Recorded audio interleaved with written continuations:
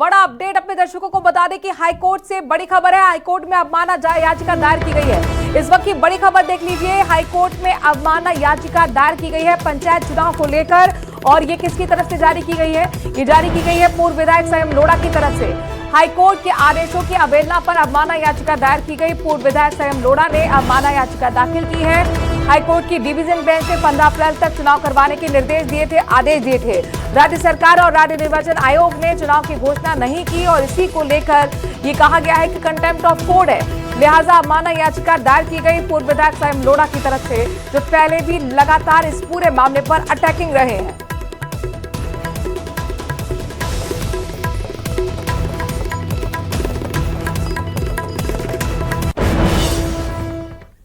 खबरों में आगे बढ़ते हैं। एशिया की प्रसिद्ध भामाशाह कृषि उपज मंडी के विस्तार को 11 साल के लंबे इंतजार के बाद आखिरकार मंजूरी मिल गई है। राष्ट्रीय वन्य जीव बोर्ड की बैठक में मिली इस स्वीकृति में मंडी का क्षेत्रफल 350 बीघा से बढ़कर अब 800 बीघा हो जाएगा, जिससे हाड़ौती के लाखों किसान और व्यापारी को बड़ी राहत मिल पाएगी। इसी विस्तार योजना में रेलवे यार्ड का निर्माण भी शामिल है, जिससे अनाज को सीधे रेल के जरिए देश भर के पोर्ट तक भेजा जा सकेगा। लोकसभा के अध्यक्ष ओम बिरला के प्रयासों से मिली इस सौगात पर हर्ष जताते हुए यानी खुशी जताते हुए किसानों ने और व्यापारी ने आतिशबाजी भी की है।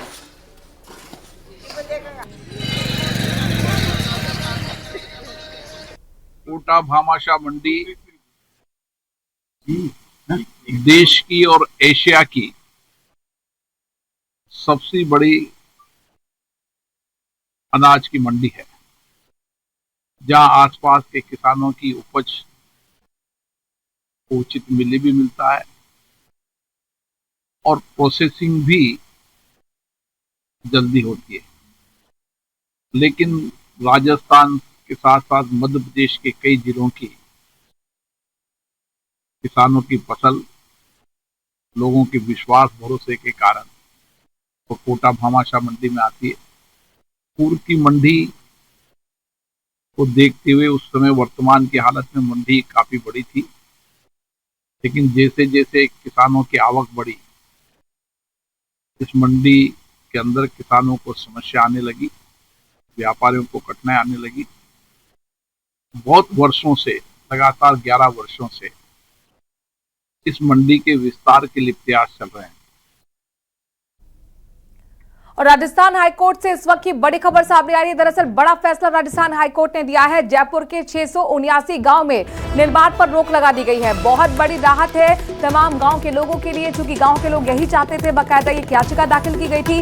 अब क्या होगा? जेडीएस सीमा विस्तार पर सरकार और कुल मिलाकर जेडीएस से जवाब भी मांगा गया है। कोर्ट ने पूछा कि किन आधार पर गाँव को जेडीए में शामिल किया गया। 1 अक्टूबर 2025 की अधिसूचना पर सवाल उठे थे। सुनवाई के बाद कोर्ट ने अंतरिम रोक लगा दी थी। बिना मास्टर प्लान और पर्यावरण अध्ययन के विस्तार का आरोप लगा था।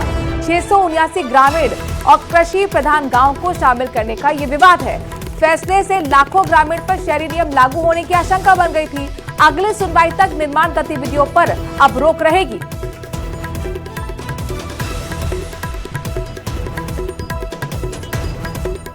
उनकी ये देखते हुए स्टे किया है कि जेडीए ने जो निविदा निकाली थी उसको गवर्नमेंट ने जो निविदा निकाली थी वो गवर्नमेंट ने वापस ले ली। और मास्टर डेवलपमेंट प्लान जो जेडीए निकालती है 2011 का निकला था, 25 का निकला है। उसमें गाँव के लिए कोई ना तो जिक्र है, ना इनके डेवलपमेंट को डिस्कस किया गया है, ना कोई प्री अप्रूव्ड है। इसमें कोई भी प्लानिंग नहीं है। एक स्लिप शॉट हैप्पीजार्ड मैनर में डेवलपमेंट होता। तो ये देखते हुए कि इस मास्टर प्लान 2047 में आने वाला है, उसमें आइडियली इनका पूरा एनालिसिस करने के बाद इनको इंक्लूड किया जाना चाहिए था, जिससे इनका डेवलपमेंट अच्छे मैनर में होता, ऑर्डरली मैनर में होता। ये देखते हुए कि जेडीए ने बिना किसी बेसिस के, बिना किसी प्रिपरेशन के इनको जयपुर रीजन में सेक्शन 2 जेडीए एक्ट के अंडर ले लिया है अपने अंडर, उसकी वजह से डेवलपमेंट डिसऑर्डरली होगा। इस कोर्ट ने स्टे प्रदान किया।